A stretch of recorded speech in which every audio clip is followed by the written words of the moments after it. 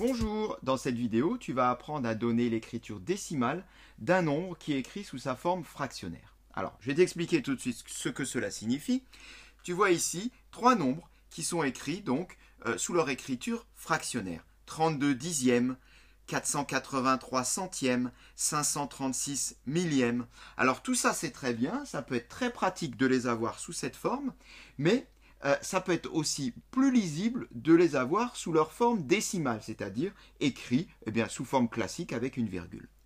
On va voir comment faire. Je vais commencer par le premier, 32 dixièmes, 32 sur 10. Je vais te donner plusieurs méthodes pour y arriver. Tu vas voir que ce n'est pas très difficile si on y va étape par étape.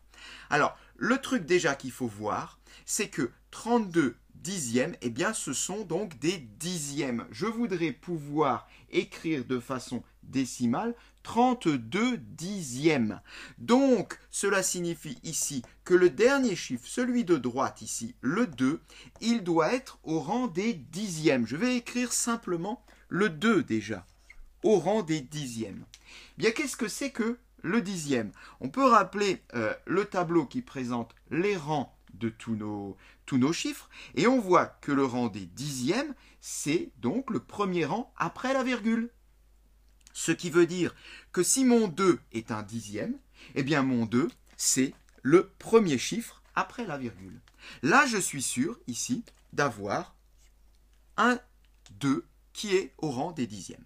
Maintenant, j'ai plus qu'à compléter mon nombre 32 ici pour en avoir 32 des dixièmes.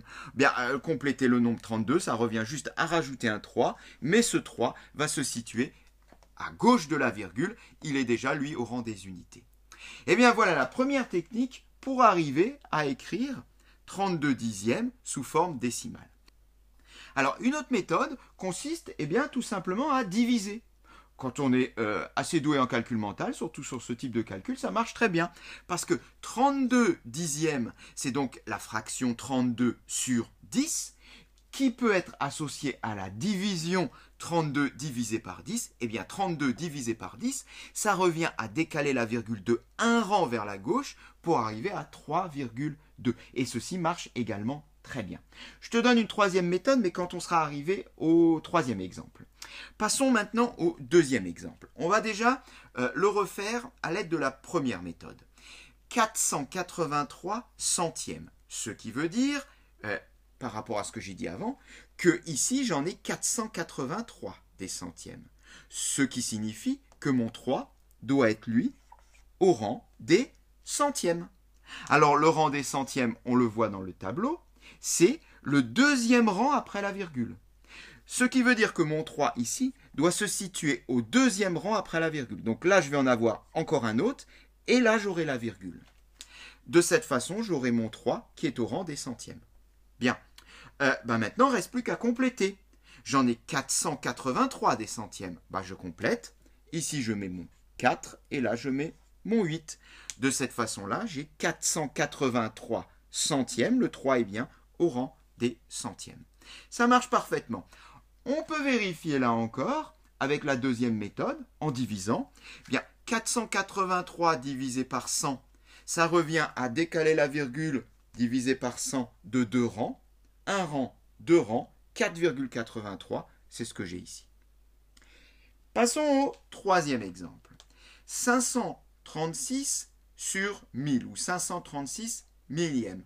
Toujours pareil, je prends mon 6, que je place au rang des millièmes.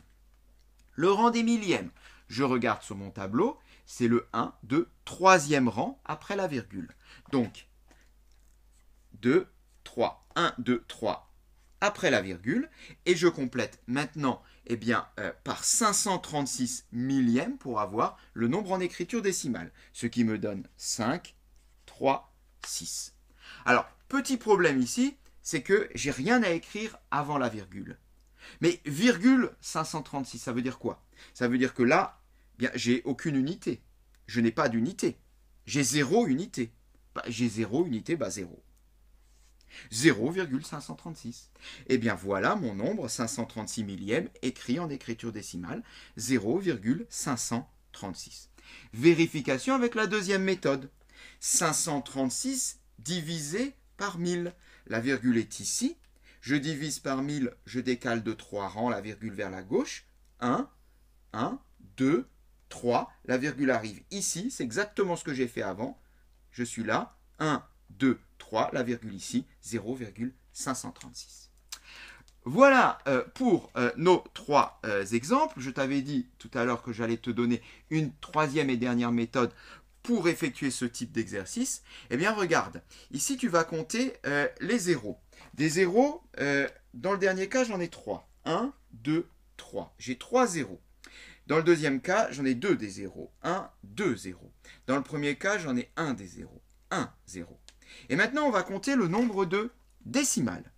Dans le dernier cas, ici, j'en ai 3 des décimales. Et j'avais compté 3 zéros. Dans le deuxième cas, 1, 2, j'en ai 2. Et j'avais compté 2 zéros.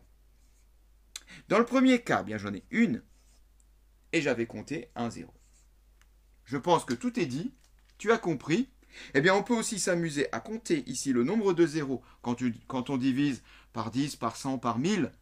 Qui correspond au dixième, au centième, au millième, et s'arranger pour fabriquer un nombre qui a autant de chiffres après la virgule, autant de décimales que de zéros. Voilà, cette séquence est terminée.